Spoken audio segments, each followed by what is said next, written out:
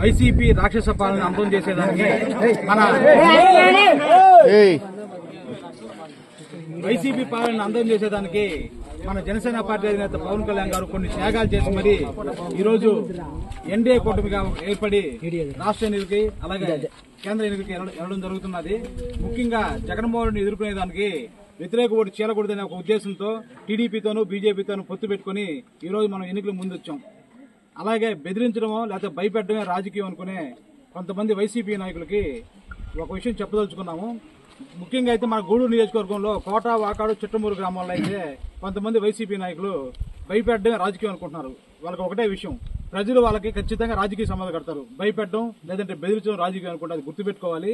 అలాగే మీరు భయపెడితే భయపడిపోవడానికి ఉండేది వైసీపీ పేటీఎంస్ కాదు, జన సైనికులు. వారికి అండగా ఉండేది తెలుగు తమ్ములు ఉన్న విషయాన్ని మీరు గుర్తెరగాలి. ప్రత్యేకించి మన భారత రాజ్యాంగాన్ని అనుసరించి మనకు నచ్చిన పార్టీ జెండా పట్టుకోవచ్చు, మనకు నచ్చిన పార్టీకి ఓటేసుకోవచ్చు. కానీ ఇక్కడ వాకాడు, కోట, చిట్టమూరు ప్రాంతాల్లో అయితే మేము రాజ్యాంగం రాశాము, ఈ విధంగానే మీరు మా జెండానే పట్టుకోవాలి, ఇంకో జనసేన జెండా, టీడీపీ జెండా పట్టుకోకూడదని చెప్పి కారు కోతులు కూసే నాయకులందరికీ ఒకటే చెప్తున్నాం. ఇది రాజారెడ్డి రాజ్యాంగం కాదు, అంబేద్కర్ రాసిన భారత రాజ్యాంగం ఇక్కడ అమలయ్యేది. ఈ గ్రామంలో అయితే పెద్దలు మన గోపాలరెడ్డి గారు, అలాగే మన కుమారన్న గారు, మన వెంకటరమణ గారు, శేఖర్ గారు, వీళ్ళందరూ మీకు అండగా ఉంటారు. మన బీజేపీ అలాగే జనసేన పార్టీ అలాగే టీడీపీ కార్యకర్తలతో ఒక కుటుంబంలాగా కలిసిపోయి ఈ రాక్షస పాలన అంతం చేసేదానికి గ్రామంలోకి వెళ్లి అలాగే గడపకి వెళ్లి మన పార్టీ సిద్ధాంతాలని, మనం చేయబోయే మేనిఫెస్టో అంశాలను తెలియజేసి జగన్మోహన్ రెడ్డి వాళ్ళు ఈ రాష్ట్రానికి జరుగుతున్న అన్యాయాన్ని తెలియజేసి జరగబోయే మే 13 జరగబోయే ఎన్నికల్లో తిరుపతి ఎంపీగా వరప్రసాద్ కమలం గుర్తు, అలాగే మన సునీల్ కుమార్ గారు సైకిల్ గుర్తుపై ఎమ్మెల్యేగా పోటీ చేస్తున్నారు. వాళ్ళిద్దరిని గెలిపించుకోవాల్సిన బాధ్యత మన జన సైనికుల మీద, టీడీపీ నాయకులు, బీజేపీ కార్యకర్తల మీద ఉందని చెప్పి నేను తెలియజేసుకుంటూ మరొకసారి బెదిరించడం లేదంటే భయపెట్టడం రాజకీయం అనుకునే వైసీపీ నాయకులకు మరోసారి తెలియజేస్తున్నాను. మీకు ప్రజలు రాబోయే రోజుల్లో ఖచ్చితంగా రాజకీయ సమాధి కడతారు. మీరు ఎప్పుడైతే జన సైనికుల్ని, టీడీపీ నాయకుల్ని, కార్యకర్తల్ని మా జెండాలు పట్టుకోవాలి, మీ జెండాలు పట్టుకోకూడదు అని చెప్పారో ఆ రోజుతోనే మీకు అర్థమైపోయింది వైసీపీ ఓడిపోబోతుంది, మన పని అయిపోయిందిరా అని చెప్పి ఇటువంటి బెదిరింపులు చేస్తున్నారు. కాబట్టి మీకు భయపడేది ఏం లేదు. మేము చట్టపరంగా, లీగల్ గా అన్ని విధాలుగా రాజ్యాంగాన్ని అనుసరించే ప్రచారాలు చేసుకుంటాము, అలాగే ఓట్లు వేసుకుంటాము, పార్టీకి పనిచేస్తాము. ఆ విషయాన్ని మీకు గుర్తురాగాలని చెప్పి నేను తెలియజేసుకుంటూ నాకు ఈ అవకాశం ఇచ్చినటువంటి గోపాలరెడ్డి గారికి, పెంచులయ్య గారికి, నరేంద్ర గారికి, అలాగే కుమారన్న గారికి, అక్బరు, క్రాంతి, జోనేషు, అలాగే శ్రీను, ప్రతి ఒక్కరికి, మన ఇంతియాజ్ అన్న గారికి, ప్రతి ఒక్కరికి, బీజేపీ నాయకులకు ప్రతి ఒక్కరికి నేను ధన్యవాదాలు.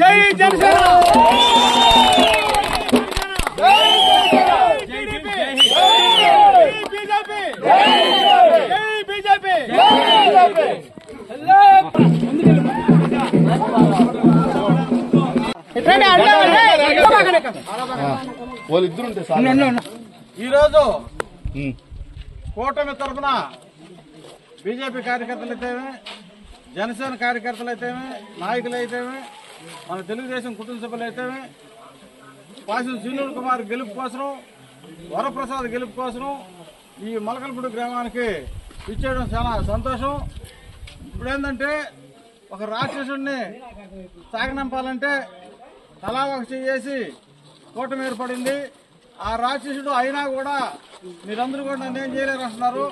కానీ ఆయన చేసిన తప్పులు కానీ ప్రజలకు చెప్పగలిగితే ఆయన ఎవరు ధరం వల్ల ప్రజలే ధరం వేస్తారు. ఆయన ఏంటంటే నేను పెట్టిన మేనిఫెస్టో 99% చేశానని చెప్పుకుంటున్నాడు. ఆయన 99% కాదు కదా, చెప్పన పథకాలు కూడా చాలా చేశాడు. ఆయన ఏం చేశాడంటే 45 సంవత్సరాలకి పెన్షన్ ఇస్తాం మన లేడీస్కి. వాళ్ళకి కానీ పెన్షన్ ఇచ్చుంటే నెలకి 3,000 లెక్కన వాళ్ళకు కూడా వచ్చింటే 36,000 అయ్యిండు. అటువంటిది 18,750తో సరిపెట్టాడు. మరి అమ్మఒడి అని చెప్పి ఇద్దరున్నా కూడా ఇద్దరికి ఇస్తానని చెప్పినాడు. తర్వాత ఆయన గెలుస్తానే ఒకరికి ఇచ్చాడు. ఆ ఒకరికి ఇవ్వడం కూడా 15,000 ఇవ్వకుండా 13,000తో సరిపెట్టాడు. మరి ఇది కాకుండా కరెంటు ఛార్జీలు 8 తూర్లు పెంచాడు కరెంట్ ఛార్జీలు. సరే పెంచినాడు కదా శుద్ధంగా కరెంట్ వస్తుందంటే అది కూడా రాదు. మరి ఇది కాకుండా పంచాయతీలకి సెంట్రల్ గవర్నమెంట్ నగదిస్తుంది, స్టేట్ గవర్నమెంట్ కూడా ఇవ్వాలి.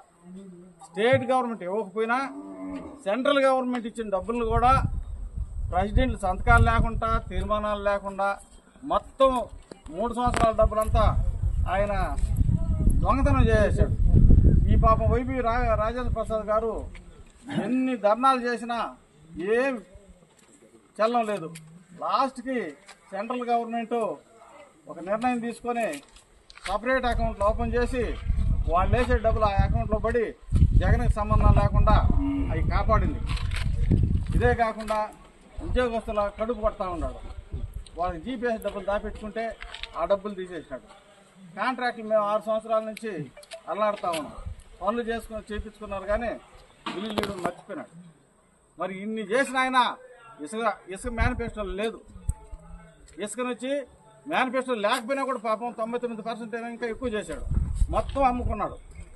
అదే మాదిరిగా బ్రాందీలు 60 రూపాయలకు వస్తున్న చీప్ లెక్కరు 200 రూపాయలు చేసేసాడు. అవతల ప్రజల్లో తిరుగుబాటు వస్తుందని చెప్పి ఒక 50 తగ్గించి 150 చేశాడు. అది మేనిఫెస్టోలో లేదు. మరి అదే కాకుండా ఈ బ్రాందీలు తయారు చేసే కంపెనీలు మొత్తం ఈయన హ్యాండ్ ఓవర్ చేసుకునేనాడు.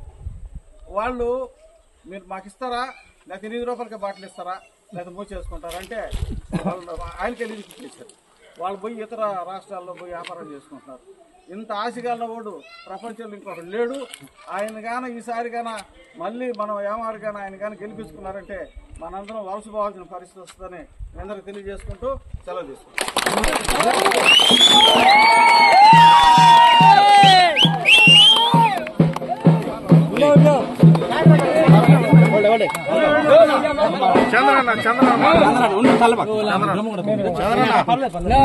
చంద్రన్న మీరు మాట్లాడన్నా.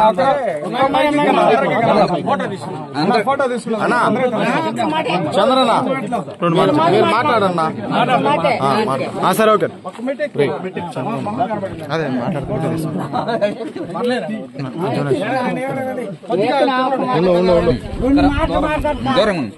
ఎన్డీఏ కూటమి ఒక నిమిషం